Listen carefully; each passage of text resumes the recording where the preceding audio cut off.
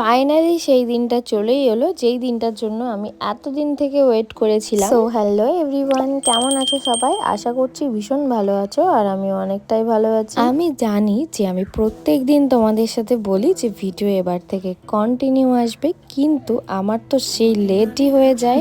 But এবার মনে হচ্ছে একটু বেশি দেরি করে ফেললাম। যাকগে, ওইসব কথা বাদ দাও, মাঝে মধ্যে একটু আধটু ভুল তো হতেই পারে। সব থেকে বড় কথা হলো আমি আজকে যাচ্ছি ঘুরতে। কোথায় যাচ্ছি গেস করো? না, তোমাদের গেস করতে হবে না, আমি তোমাদের বলে দিচ্ছি আমি কোথায় যাচ্ছি। আসলে আমি তো সেমন কোথাও একটা যাচ্ছি না যে তোমাদের গেস করে বলতে হবে। আসলে আমি যাচ্ছি দীঘা, আর সত্যি বলতে এটা যেহেতু ফার্স্ট টাইম যাচ্ছি, তাই আমার কাছে অনেকটাই স্পেশাল। সবার কাছে হয়তো নর্মাল হতে পারে ব্যাপারটা, বাট আমার কাছে অনেকটাই স্পেশাল, যেহেতু আমি ফার্স্ট টাইম যাচ্ছি। আমাদের এই ট্রিপটা না অন্য কোথাও হওয়ার কথা ছিল, বাট আনফর্চুনেটলি সেটা ক্যান্সেল হয়ে আমরা এটাই সিলেক্ট করি। আমাদের কথাবার্তা হয়েছিল যে আমরা ট্রেন জার্নি করব, বাট এখন যা গরম পড়েছে ট্রেনে করে যাওয়া অসম্ভব ব্যাপার। তারপর সিলেক্ট করি যে না, বাসেই যাব, আর আমরা এসি স্লিপার নিয়েছিলাম। তো আমাদের পার পার্সন ওই 600 করে পড়েছিল। বাড়ি থেকে বেরোনোর পর তো আমরা সবাই আমাদের বাস স্ট্যান্ডে এসে বাসের জন্য ওয়েট করছিলাম, যেহেতু আমাদের বাসের টিকিট আগে থেকেই কাটা ছিল। তারপর তো আমাদের যে টাইমটা দেওয়া হয় সেই টাইমের অনেকটাই আগে এসে আমরা দাঁড়াই, অনেকটা বলতে ওই 10 থেকে 15 মিনিট আগে এসে দাঁড়াই, কিন্তু বাসটা আসতেও না অনেকটা লেট করে। তারপর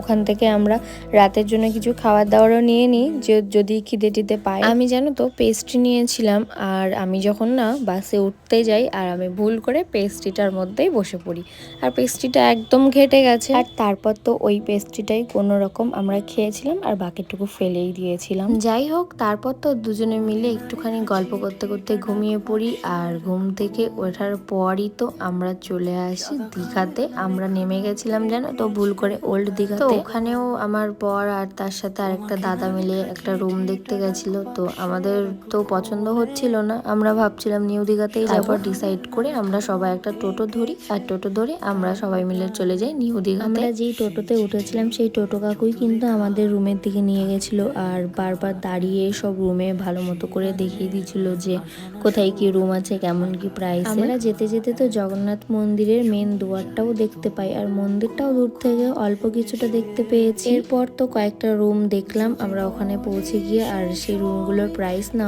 অনেকটা বেশি বলছিল, তার জন্য আমরা সেখানে স্টে করি। লাস্টে আমরা এই হোটেলটায় আসি, হোটেলটার নাম ছিল প্রিয়দর্শিনী হোটেল। আর এই যে এই রুমটা দেখো অনেকটাই সুন্দর ছিল। দেখো ভেতরে কিন্তু টিভি ছিল, তারপর ব্যাগপত্র রাখার জিনিস ছিল, তারপর এদিকে বড় একটা মিরর ছিল, বেডটাও পরিষ্কার আর ক্লিন ছিল, আর বাথরুমটাও অনেকটাই ক্লিন, মানে কোনো নোংরাই ছিল না, পরিষ্কার পরিচ্ছন্ন ছিল। এই যে দেখো বাথরুমটা, বাথরুমের ভেতরেও কিন্তু বালতি, মগ, তারপর ডিজার সবটাই ছিল। এদিকে বসে গল্প করার জন্য চেয়ার, টি টেবিল সবই ছিল, অনেকটাই সুন্দর ছিল। একটা পার্টে তো তোমাদের সাথে সবকিছু শেয়ার করা সম্ভব নয়, আমি তোমাদের সাথে নেক্সট পার্টে আরো অনেক কিছু শেয়ার করব। চলো তাহলে দেখা হবে নেক্সট পার্টে, বাই।